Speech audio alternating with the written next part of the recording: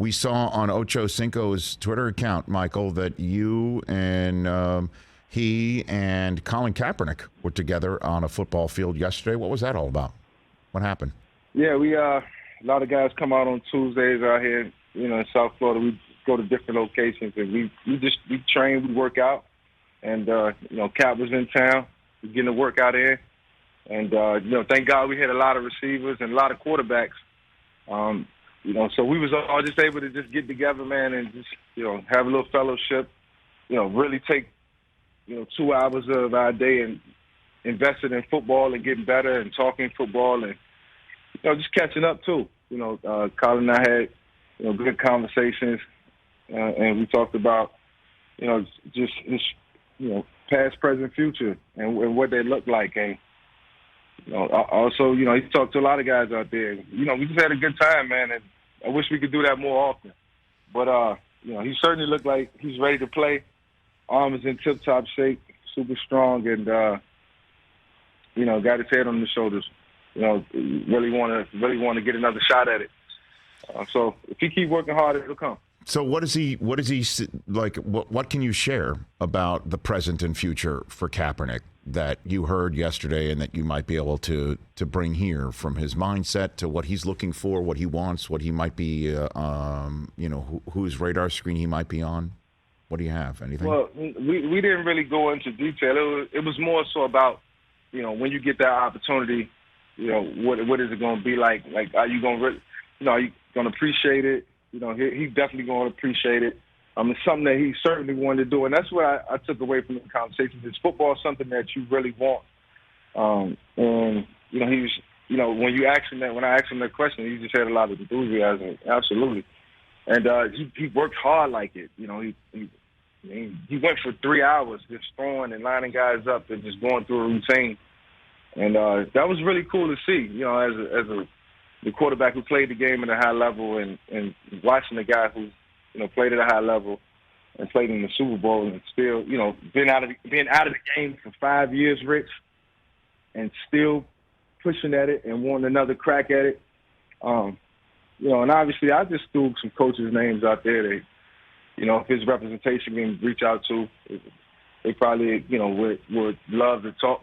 But, at the end of the day, I'm not going to be the guy in that room who's going to be asking questions. And, I don't know what that interview process would look like, or what it would be like. I just told him, you get that next opportunity, man, just enjoy it. Enjoy the game and enjoy playing it.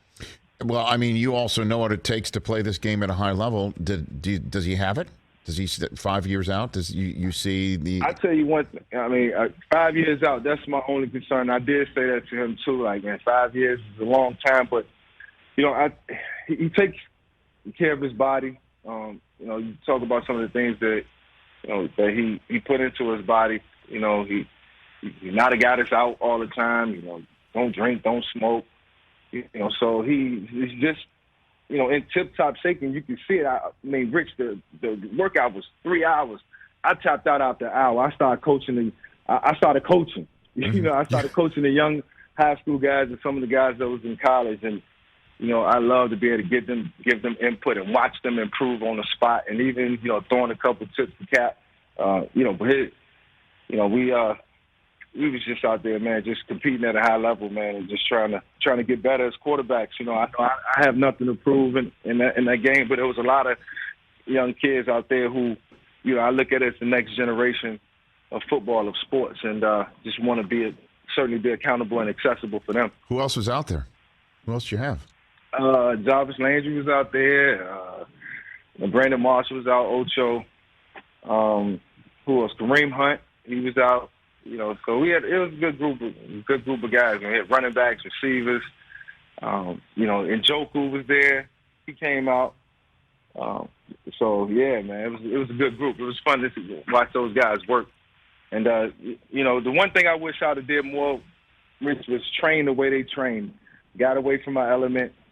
Went somewhere and trained. Guys go to Arizona. Some guys come to South Florida. But you put that time, man. You invest in your body, and you'll get the results, as you work hard and you put in that time. And I just think as you get older in the game, you have to do that. You have to invest in your body. And now I'm doing Pilates and doing yoga with my wife. And man, if I just did this when I was playing, and honestly, Rich, I'm doing a lot of that for you. and the run next week. Yeah. Well, you said last year. I don't want to pull my hamstring the way I did last year. Okay. Okay. And, obviously, but I'm super competitive, Rich, and I want to beat that time. Like, I want to beat that time. I'm being honest. I love it. I'm talking to the people. Did you ever play in the Rose Bowl? Have you ever been to the Rose Bowl, Michael? I never played in the Rose Bowl, but it's super legendary to me. I watched a bunch of games growing up. Okay. Well, you're going. In the Rose Bowl. You will be running in the Rose Bowl. That's where we're doing it this year. We're going to do it. So we on grass.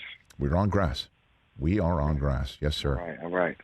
How does that affect things? I got to come out, pay attention to the terrain, get a nice dynamic warm up in. You can eat off Change my shoes if I need to, and then be off, Rich. Okay.